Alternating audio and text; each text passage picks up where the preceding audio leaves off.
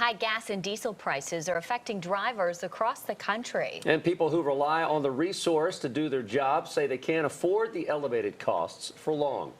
GasBuddy.com's head of petroleum analysis, Patrick DeHaan, is joining us. Patrick, always a pleasure to have you on the show. Thank you. Thanks for having me. All right, I'm just watching your Twitter feed. I mean, as we're getting ready to introduce you, you're popping out some tweets, and we're looking at the national average price of diesel, risen 22.2 cents a gallon over the last week. Let's just start with diesel. I mean, that affects, let's just talk about the chain reaction that happens when diesel continues to go up. Well, and keep in mind, it's not just diesel, it's heating oil and jet fuel as well. Diesel, of course, is the sign that we all see along with gasoline. So you'll have noticed it, that at most stations across Charlotte now, well, at least many of them, over $5 a gallon.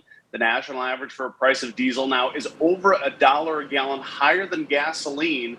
The average now in Charlotte, about $5.23 a gallon for diesel. That's up considerably over the last couple of days. Some issues, or I should say some regions of the country in the Northeast seeing over $6 a gallon. So you want to talk about filling up your tank, that's going to be more expensive.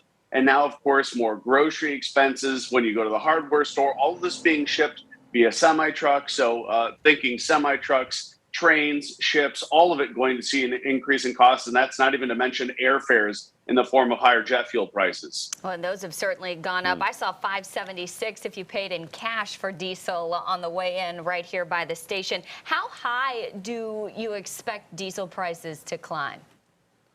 I think there's certainly potential that they could go up more dramatically in the weeks ahead. It's not impossible that we could see the national average get closer to $6 a gallon.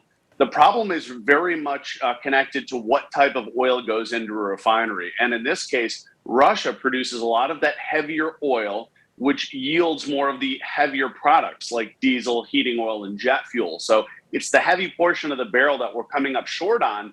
And inventories of those what are called distillate fuels, diesel, jet fuel, heating oil, are at their lowest level since 2008. So the problem is getting enough heavy oil to yield more of those heavy products, and that's probably not going to improve much anytime soon. When you look at regular unleaded and even premium, man, people who have higher performance cars are probably wishing right now they could put regular unleaded in because, man, there's quite a big jump between regular and premium. Yeah, certainly as well. And that's been growing over the last 10 years because of what our octane boosters to raise octane haven't gotten any cheaper either. So as you mentioned, you know, premium can be 60 cents or more of a gap to regular, whereas 10 years ago, it may have been 10 cents or more, or I should say 20 cents. So that's growing as well. I think there's almost nothing in the market right now that's seeing a lower gap, right? Everything's going up and the gap between fuels is going up as well. We know the summer months demand is often higher, a different type of fuel. How will that factor in? I saw you put out about 6 cents, 6.9 cents up for a gallon of gasoline. That's what drivers are seeing just over the last week. What will the next, 30, 60, 90 days look like as we get through the summer months? Well, probably a lot of volatility. As you mentioned, gasoline prices, after about a 5-week period of decline, gas prices nationally are up for the second straight week. They're back to $4.17, up close to 7 cents.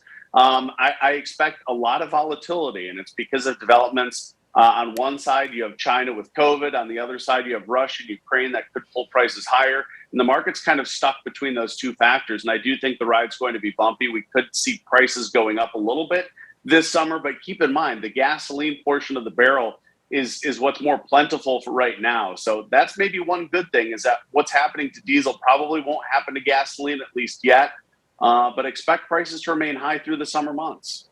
Do you think the high gas prices is going to have some people that are on the fence about electric cars maybe step over to the electric side?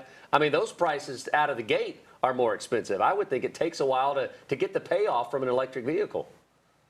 Well, certainly, if you have an internal combustion engine vehicle, buying a whole nother vehicle to yield the savings, it's going to take you a long time. The problem is not only our vehicles, whether they're internal combustion or electric, all of these supply chain issues. You go on Tesla's website, you may not see any new models in their showroom. I went to a showroom here in Chicago several weeks ago. There were 2 cars on the showroom floor. So you may have an interest in EVs, but there's just not enough EVs or regular vehicles to go around right now. What does that consumer kind of ceiling look like where we start to see habits change? Like what is that threshold, and will we see any of those changes this summer? Well, given the fact that $4 gasoline is here, we haven't seen much change in consumer behavior, right? Demand is still relatively strong. I still see people racing from light to light. So as much as we complain, apparently Americans aren't doing a whole lot. I think that sticking point would really be closer to $5 a gallon. That would equate to what we saw in 2008, right? When we were at $4 in 2008, that equates to $5 now. So that's where I think the pinch is going to get really severe. And then at that point, you'll have Americans really thinking about cutting travel, driving more efficiently, et cetera. We know that OPEC meets later this week. Are we expecting any big news out of that meeting?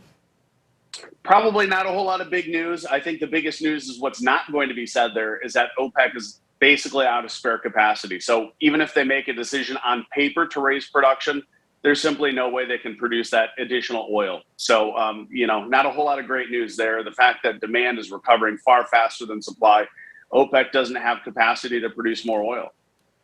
All right, Patrick DeHaan with GasBuddy.com. We're tracking your Twitter feed as always, and we hope those numbers start to trend down here coming up. Thanks for your time as always, Patrick. Thanks for having me.